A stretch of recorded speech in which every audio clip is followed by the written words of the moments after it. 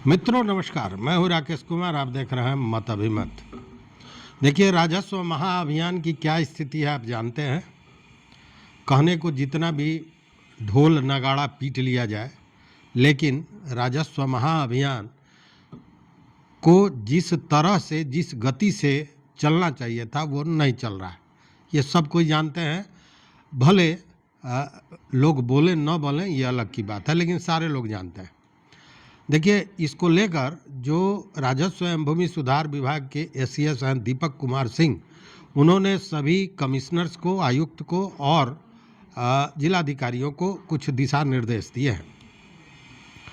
एक बार इस चीज़ को अगर देखें तो देखिए, 16 से 20 तारीख 16 अगस्त से 20 सितंबर तक यह महाअभियान चलना था और 16 तारीख से ही जो संविदा कर्मी है वो हड़ताल पर चले गए थे।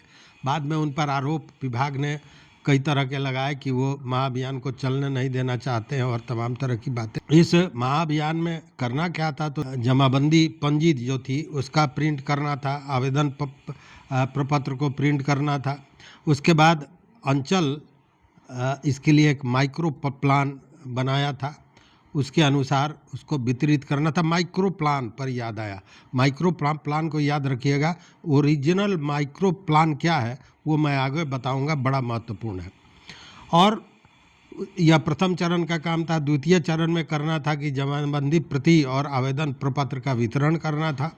तीसरे चरण में हल्का स्तर पर शिविर लगाकर आवेदन को लिया जाना था, जो लिया भी जा रहा है कई जगह।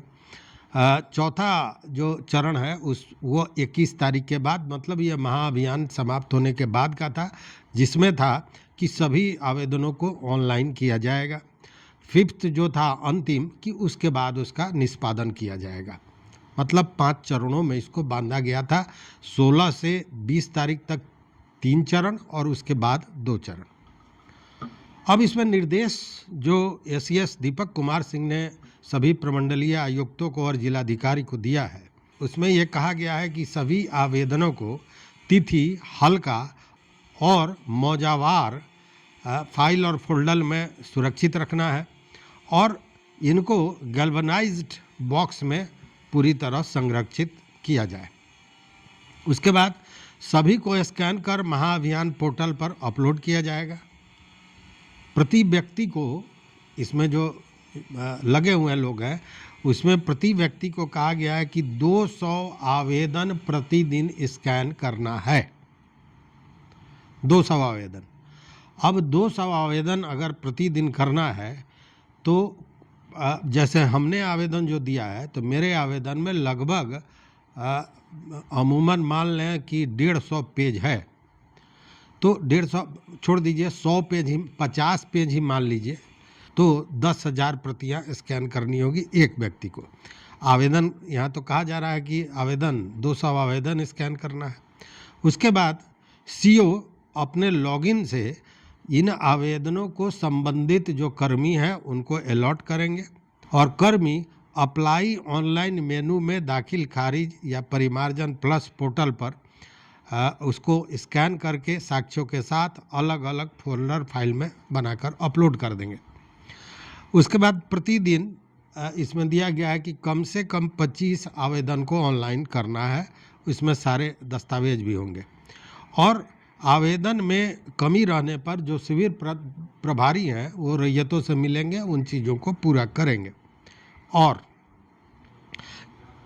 एक बात बड़ा हास्यास्पद है कि इसमें एक चीज़ दिया गया है विभाग द्वारा, एसीएस ने जो आदेश दिया है इसमें, और उसमें कहा है कि केवल प्रशिक्षित और दक्ष कर्मियों को ही यह कार्य सौंपा जाए ताकि त्रुटि ना हो।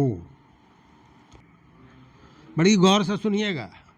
मैंने कहा है कि अंचल अपना माइक्रो प्लान बनाएगा, तो अंचल का माइक्रो प्लान क्या है? राजस्व विभाग के बारे में कई जगह इस तरह का सर्वे आया है कि बिहार में जो विभाग में भ्रष्टाचार है उसमें नंबर 1 पर राजस्व विभाग होता है। तो ये माइक्रो प्लान क्या है? तो माइक्रो प्लान आज पकड़ा गया है बेगूसराय में, जहाँ पे बेगूसराय में जो एक डडारी अंचल है उसके सीओ, जिनका नाम है राजीव कुमार, 2 लाख रुपया रिश्वत लेते रंगे हाथ पकड़े गए हैं, साथ में उनके एक डाटा ऑपरेटर भी है। तो आप समझ गए, इसको कहते हैं अंचल का माइक्रो प्लान। अभी तक कितने सीओ, कितने राजस्व पदाधिकारी पकड़े गए हैं आप बेहतर जानते हैं हमसे। और एक और बड़ा महत्वपूर्ण बात है कि इन सारे चीज़ों को जैसे अपलोड कर देना है, सब करना है, और अंत में क्या हो रहा है, बताया जा रहा है कि इसको परिमार्जन प्लस पोर्टल पर या दाखिल खारिज के पोर्टल पर डालना है। अब बताइए कि इसमें नया क्या हो रहा है भाई, क्या नया हो रहा है? परिमार्जन प्लस पर पहले भी लोग जिसकी गड़बड़ियां थी, जिनको सुधार करना था, डाल ही रहे थे, दाखिल खारिज के लिए डाल ही रहे थे। और उतना ही नहीं, दाखिल खारिज और परिमार्जन प्लस को एक तरह से कहें कि विभाग अपना माथा नोच रहा था कि सारी सख्ती, सारी परेशानी, सारे भाग दौड़ के बावजूद भी न दाखिल खारिज सही ढंग से किया जा रहा है, न परिमार्जन प्लस में चीज़ों को सुधार किया जा रहा है, यह लगातार कहा जा रहा था। तो वही लोग, वही पोर्टल, वही सारी व्यवस्था कैसे सुधर जाएगा और कैसे ठीक हो जाएगा? इसीलिए मैं बार बार इस बात की चर्चा करता रहा हूँ कि भले ही ये कवायद दिखाई जाए कि जनता का भूमि समस्या जो है उसके निवारण के लिए विभाग लगी हुई है, लेकिन विभाग ये लगी नहीं हुई है, विभाग केवल दिखा रही है। देखिए, एक बड़ा देहाती एक वो है कि पवरिया एक नाचने वाले लोग होते हैं जो सूरवीर की तरह, माने यूँ कहें ना कि वीर रस की कविताओं का पाठ करते हैं।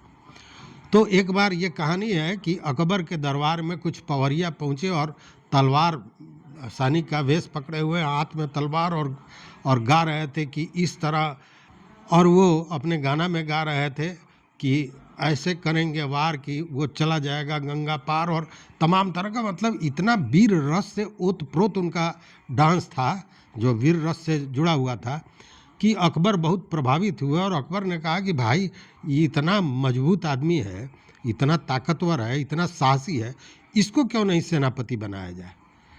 तो उस व्यक्ति ने कहा कि ये सब हम मर्दन के काम हमरा से ना होई मान, मतलब ये सब मर्दों का काम है, हम लोग से नहीं होने वाला है।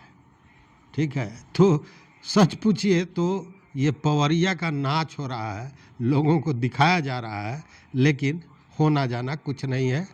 यही स्थिति अभी बनी हुई है। और उसमें सबसे बड़ा बाधक, देखिए चीज़ें तो गलत है, ये लोग भी अगर रहते जो संविदा कर्मी हैं तो क्या करते, तो पोर्टल तो बदल नहीं देते। दूसरी बात कि जो काम सीओ को करना है, जो राजस्व कर्मचारी को करना है, उसको तो ये ठीक नहीं करते, लेकिन इतना तो होता कि कम से कम सलीके से, ढंग से वो रैयतों तक पहुंचता, रैयतों से इनके पास आता, वहाँ से ऑनलाइन होता, और उतना चीज़ दुरुस्त रहता कि बाद में खुदा न खास्ते अगर इसका निष्पादन करना भी होता तो आराम से किया जा सकता था। लेकिन यहाँ तो ठेके का मामला है, ठेका पर सीएससी वाले को दिया गया है, वो क्या भरेंगे नहीं भरेंगे आप जानते हैं। हमने देखा है सैकड़ों ऐसे छात्रों को कि सीएससी में जाता है, अपना फॉर्म भराता है और फॉर्म नहीं लिया जाता है, चूँकि गलती भर दी, चूँकि कुछ का कुछ भर देता है। तो ऐसे सुधार की चीज़ें नहीं चलती। खैर देखते हैं, हम तो आशा करेंगे कि यह महाअभियान बहुत बढ़िया से चले। देखते रहिए मत अभिमत। मित्रों, चैनल पर नए हो तो सब्सक्राइब कीजिए, लाइक कीजिए, दोस्तों के साथ शेयर कीजिए और अपना विचार जरूर दीजिए। बहुत बहुत धन्यवाद, बहुत बहुत धन्यवाद।